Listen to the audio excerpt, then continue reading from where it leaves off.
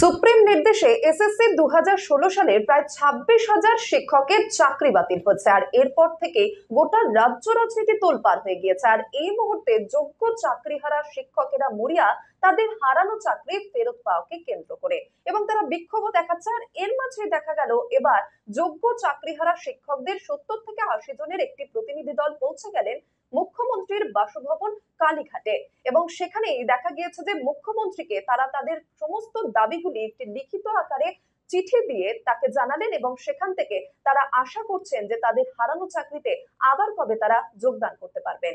Supreme নির্দেশে SSC 2016 সালের প্রায় 26,000 শিক্ষকের চাকরি বাতিল হয়েছে আর তাতেই তোলপাড় গোটা রাজ্য। যোগ্য চাকরিহারা শিক্ষকরা মরিয়া হয়ে উঠেছেন তাদের চাকরি ফেরত নেওয়াকে কেন্দ্র করে।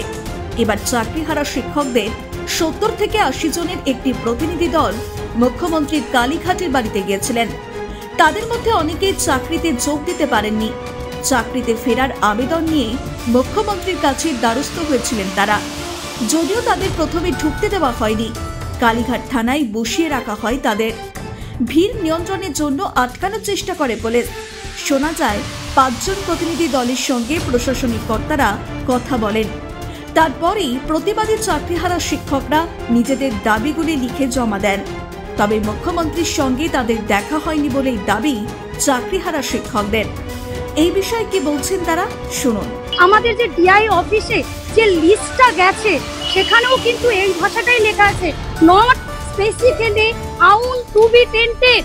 এটার মানে কি বোঝায়? যাদেরকে বিশেষভাবে আমরা অযোগ্য বলতে পারছি না, যে 3টে ক্যাটাগরি বলছে তাদের মধ্য থেকে যদি একটা ক্যাটাগরি আজকে স্কুলে যায়, তাহলে আমরা not specifically found to be tainted হওয়া সত্ত্বেও দিদি যেখানটায় আমাদের বলছে আমার কাছে কোনো খবর নেই যে কিছু জন হচ্ছে স্কুলে যাচ্ছে না, সব টিচাররা বেতন পাচ্ছে, আমরা মহিলারা আমরা একটা ক্যাটাগরি রয়েছি যারা আমরা স্কুলে যাচ্ছি না।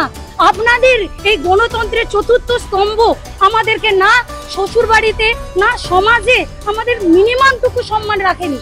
আমরা প্রত্যেকে নিজের সাবজেক্ট নিয়ে জানি, আমরা ল নিয়ে পড়াশোনা করিনি কেউ। তাহলে আপনারা বলুন, যেটুকু কোর্টে আলোচনা হবে আমরা সেটুকুই তো বুঝবো। আমাদের লিগ্যাল ওপিনিয়ন আমরা সাবমিট করেছি, যারা আমাদের ক্যান্ডিডেট তারাও কিন্তু সেটা হচ্ছে পড়তে চাইলে পড়তে পারে।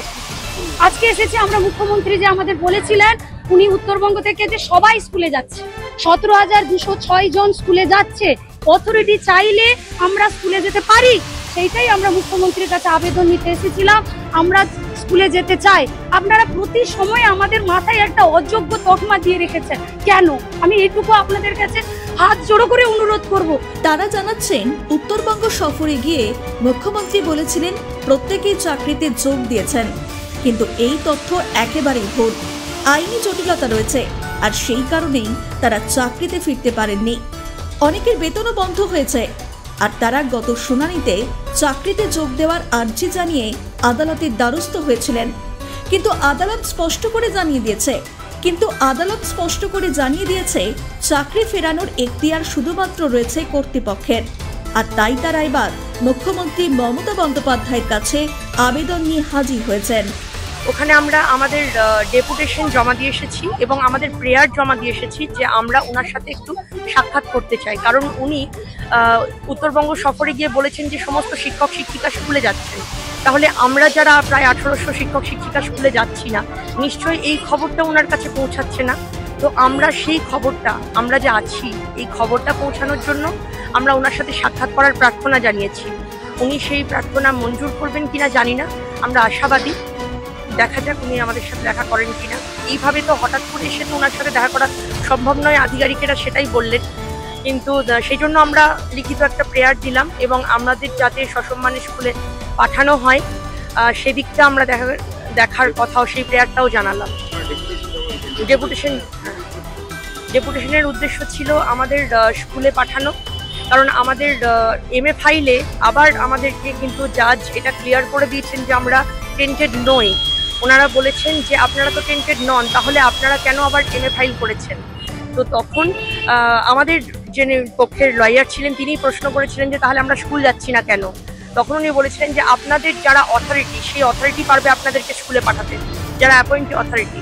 তো সেই জন্য আমরা সেই অথরিটির কাছে, মাননীয় মুখ্যমন্ত্রীর কাছে, আমাদের মাননীয় শিক্ষামন্ত্রীর কাছে পৌঁছানোর চেষ্টা করছি, যাতে ওনারা আমাদের দিকটা ভেবে দেখেন।